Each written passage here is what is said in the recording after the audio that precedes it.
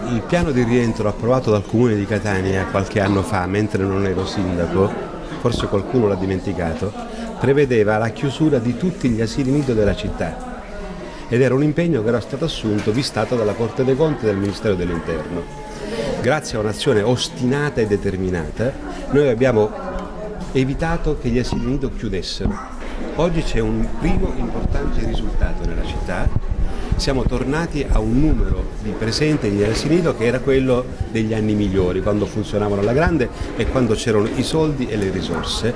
Stiamo alzando rispetto all'anno scorso di un numero significativo e abbiamo intenzione, naturalmente nell'ambito delle carenze economiche che abbiamo, di mantenere questo servizio nel migliore dei modi possibili, di migliorarne anche la qualità, perché dobbiamo offrire alle nostre famiglie, ai nostri bambini, una prospettiva di futuro. Noi su questo argomento non arretriamo.